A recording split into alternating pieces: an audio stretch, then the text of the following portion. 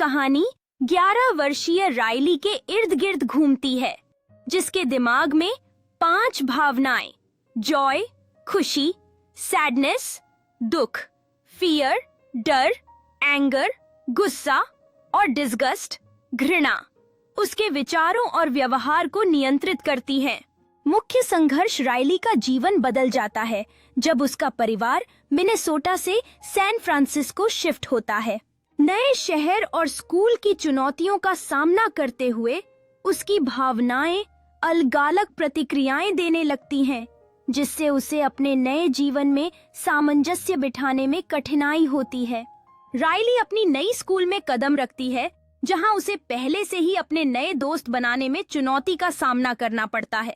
उसके लिए अपने भावनाओं को संतुलित करना और नए माहौल में खुद को ढूंढना एक कठिन काम बन जाता है। जैसे जैसे समय बीतता है, राइली की भावनाएं और भी जटिल होती जाती हैं, जिससे वह दिन ब दिन और भी निराश महसूस करती है। जब राइली की स्मृतियां धुंधली होने लगती हैं, तो जॉय और सैडनेस को एहसास होता है कि उन्हें अपने कोर मेमोरीज को बचाने के लिए मिलकर काम करना होगा। जॉय और सैडनेस एक नई यात्रा पर निकलते हैं, जहां उन्हें राइली की यादों को पुनः प्राप्त करना है और उसे सही रास्ते पर लाना है। इस यात्रा के दौरान वे राइली की विभिन्न भावनाओं का सामना करते हैं जो उसे प्रभावित कर रही हैं, और उन्हें यह समझना होगा कि हर भावना की अपनी महत्वपूर्ण भूमिका है। जॉय और सैडनेस धीरे धीरे यह समझने लगते हैं कि दुख भी कभी कभी खुशी को महसूस करने का एक महत्वपूर्ण हिस्सा होता है।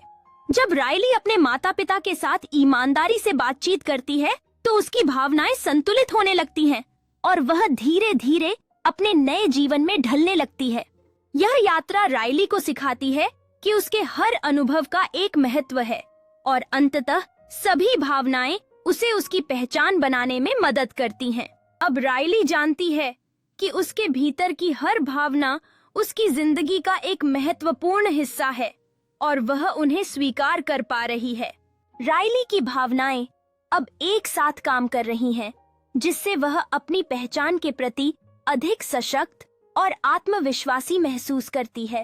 राइली का जन्मदिन अब उसके लिए सिर्फ खुशी का दिन नहीं है, बल्कि उसका हर एक अनुभव उसे और मजबूत बनाता है।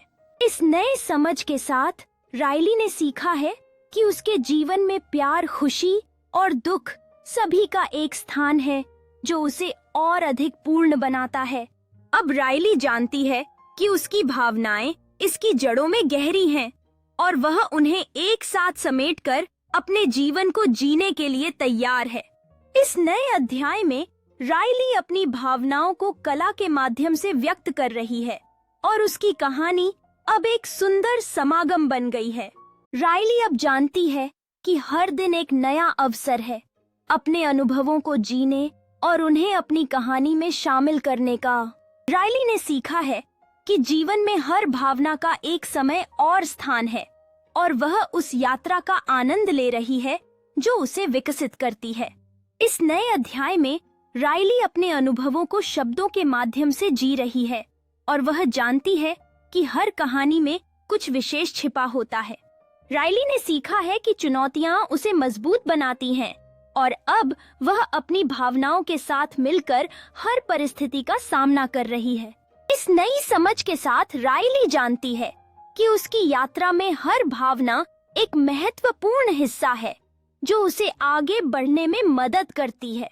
राइली ने सीखा है कि जीवन का हर पल खास होता है और वह अपनी भावनाओं को गले लगाते हुए आगे बढ़ने के लिए प्रेरित है।